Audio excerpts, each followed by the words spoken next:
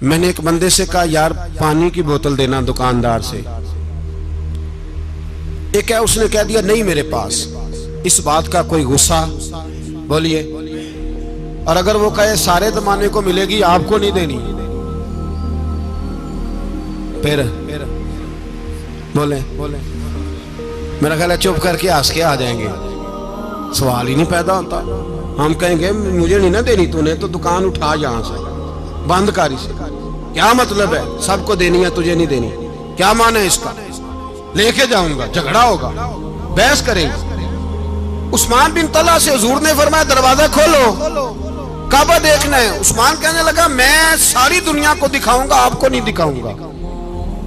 کتنی سخت بات ہے، پر قربان جائیں رسول اللہ کے حوصلے میں صلی اللہ علیہ۔ عثمان کہتے ہیں میں نے یہ بات کی تو نبی پاک مسکرانے لگے، اور میں اچھا نہیں دینی، تو حضور نے نا مسکرا کے اور میری کمر پہ تھپکی دی، فرمایا اچھا یاد رکھنا یہ چابی میں تجھ سے لے لوں گا، اور جس کو میرا دل کرے گا میں اس کو دوں گا۔ عثمان کہتے ہیں روز رات کو نبی پاک کے یہ جملے میرے کانوں میں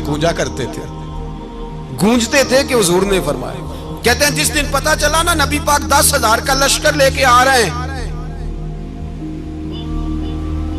تو ابو سفیان میٹنگیں کر رہے تھے، مکے کے سارے سردار تیاری کر رہے تھے، اور میرے کانوں میں ایک ہی لفظ تھا کہ حضور نے فرمایا میں چابی لے لوں گا، پھر جس کو میں چاہوں گا اسے دوں گا۔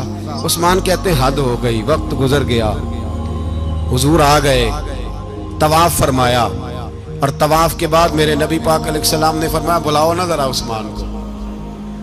عثمان کہتے ہیں میں چابی لے کے آیا تو دوسرا جملہ کوئی نہیں۔ ساڑھے نا کوئی بندہ مشورہ دے وے دی نہ منیے تے جے کام مونجو ہو جائے نا، جن جو نے مشورہ دیتا سی تے وہ نال ہی غوث پاک بن جاندا ہے، تینوں آکھیا سی نا، فوراً ہی داتا علی اجمیری ہو جاندا ہے۔ وہ کہندا تینوں پتہ نہیں میں کڈا ولی اللہ، تینوں میں آکھیا سی میں نہ کر، اور بندہ پریشان ہوتا ہے کام الٹ ہو گیا، اور لاگوں آکھی جاندا ویکھو جی میں تے تانوں پہلوں ہی آکھیا سی۔ جی عجیب بات ہے، شیخ چلی کی طرح پیچھے پڑ جائے گا، میں نے تو پہلے ہی کہا تھا۔ او بس کر یار، اب تو خواجہ معین الدین اجمیری ہو گیا، بس کرو، مشورہ ہی ہوتا ہے، کسی کا مل جاتا ہے اور کسی کا نہیں لیا جاتا۔ فوری طور پہ بندہ اٹھ کے نہ تو ولایت کی چوتھی سیڑھی پہ چڑھ جائے گا، کہے گا میں تو ابدال وقت ہوں، میں کتب دورہ ہوں، میں نے تجھے کہا نہیں تھا۔ اب بس کر یار، کئی دفعہ مشورے صحیح ہوتے ہیں، کئی دفعہ صحیح بولیے۔ نبی پاک صلی اللہ علیہ وسلم کی احد کے دن خواہش یہ تھی کہ اندر رہ کے لڑنا ہے، جوان صحابہ نے کہا باہر جا کے لڑائی کرنی ہے، حضور نے باہر جا کے جنگ کی، بظاہر مسلمانوں کو شکست ہوئی۔ حضور نے ایک دفعہ نہیں کہا کہ میں نے تمہیں کہا نہیں تھا اندر رہنا ہے، بس ہو گیا جو ہو گیا۔ اب اس میں فٹافٹ اگلے کو حوصلہ دو، کوئی حرج نہیں یار۔ نبی پاک سب بولیے صلی اللہ علیہ وسلم، میرے حبیب پاک علیہ السلام نے نا کہا عثمان کو بلاؤ۔ عثمان آئے تو عثمان کہتے میں نے چابی دی تو میں تیار تھا کہ اب میری بات ہوگی اور رسوائی ہوگی، لیکن کہتے ہیں قربان جائیں مصطفیٰ نے تو یہ جملہ بھی نہیں کہا کہ میں نے تجھے کہا نہیں تھا، یہ بھی نہیں کہا۔ حضور نے چابی لی، کعبے کے بت صاف کیے، نماز پڑھی، واپس آئے، فرمایا عثمان میرا وعدہ تھا تیرے ساتھ کہ جس کو میں چاہوں گا چابی دوں گا، یہ لو چابی میں تجھے ہی دینا چاہتا ہوں، لے لو رکھ لو۔ عثمان کہتے ہیں وہ چابی نہیں میرے طرف آ رہی تھی، میری طرف ایمان آ رہا تھا، وہ چابی نہیں آ رہی، ایمان آ رہا تھا میری جانب۔ کہتے ہیں میرے ہاتھوں میں چابی آئی اور میری زبان پہ کلمہ توحید جاری ہو گیا۔ بھائی تدبر، حوصلہ، صبر، رضا، ہمیں تو ٹائم بھی نہیں گزارنا۔ گھر کا ماحول، گھر کے اندر رہ کے لوگ دکھی ہیں، اس لیے کہ ہماری طبیعتوں میں حوصلہ نہیں، ایک منٹ کے لیے نہیں، ایک سیکنڈ کے لیے بھی ہم یہ برداشت نہیں کرتے کہ چلو تھوڑا انتظار کریں، وقت کو دیکھیں، موقع کو دیکھیں۔ میرے نبی پاک علیہ السلام پہ اتنی مصیبتیں آئیں کہ پہاڑ پہ آتی تو وہ ریزہ ہو جاتے، لیکن کسی مقام پر بھی حضور علیہ السلام شکوہ کرتے نظر نہیں آتے۔ ہم غریبی کا رونا روتے ہیں، ہر چوتھا آدمی کہتا ہے بڑا غریب ہوں، لیکن میرے نبی پاک علیہ السلام نے چوتھے دن کھجور کھائی، سرکہ کھایا ہے، اور موٹے بان کی چارپائی پہ آرام کیا۔ حضرت عمر نے کہا حضور کتنی تکلیف ہے؟ فرمایا عمر کوئی تکلیف نہیں، تھوڑا سا تو وقت ہے، جنت میں جائیں گے ساری نعمتیں اللہ نے ہمارے لیے تیار کی ہوئی ہے. راضی بالرضا، راضی بالرضا، کوئی کسی قسم کا مسئلہ. ہمیں آزمائشیں آتی ہیں، تکلیفیں آتی ہیں، بیماریاں آتی ہیں، لوگ چھوٹی چھوٹی بات پر پریشان ہو جاتے ہیں، ذرا سی بات پر شکوہ کرتے ہیں. میرے رسول پاک علیہ السلام نے فرمایا جب میرا رب کسی کو بیمار کرتا ہے تو 2 فرشتوں کو بھیجتا ہے، جاؤ میرے بندے کی تیمارداری کر کے آؤ. اللہ اکبر، خود رب بھیجتا ہے جاؤ میرے بندے کی. تو مجھے بتائیے جب اللہ بھیجے تو پھر تندرست خوش نصیب ہوا کہ بیمار؟ جی تندرست پھر خوش نصیب کون ہوا؟ میرے نبی پاک صلی اللہ علیہ وسلم نے فرمایا رب 2 فرشتے بھیجتا ہے، فرماتا ہے پتہ کر کے آؤ میرے بندے کا اس کا کیا حال ہے. حالانکہ اللہ سارا ہی جانتا ہے. فرشتے آتے ہیں واپس جاتے ہیں، رب کریم پوچھتے ہیں بتاؤ میرا بندہ کیا کہتا تھا. اللہ تجھے سارا ہی پتہ ہے پر ہم سے پوچھتے تو بتا دیتے ہیں. وہ یہ کہتا تھا کہ میں اپنی رب کی رضا پہ بڑا ہی راضی ہوں. وہ تیری حمد کر رہا تھا، تیری تعریف کر رہا تھا، تیرا شکر کر رہا تھا، تیرے لیے کلمات حمد بیان کر رہا تھا. تو میرے نبی پاک علیہ السلام فرماتے ہیں، اللہ فرشتوں سے فرماتا ہے سنو پھر اگر میں اپنے بندے کو اس بیماری میں شفا دوں گا تو اس تندرستی سے زیادہ اچھی تندرستی دوں گا جو پہلے اسے عطا کی ہوئی تھی، پہلے سے اچھی صحت دوں گا. اور اگر اسے اس بیماری میں موت دوں گا تو پھر مرتے ہی اس کے لیے میں جنت کا فیصلہ فرما دوں گا. بھائی جب تو راضی بالرضا رہتا ہے، راضی بالرضا، بڑی سادی سی بات ہے بھائی. آپ گھر گئے روٹی مانگی تو اگر کسی نے کہا نا کہ اتنی تھکاوٹ ہے ٹائم پہ آیا کرے اس وقت، تو روٹی تو وہ بھی مل گئی پر اس میں لذت، وہ سکون نہیں، وہ سکون نہیں.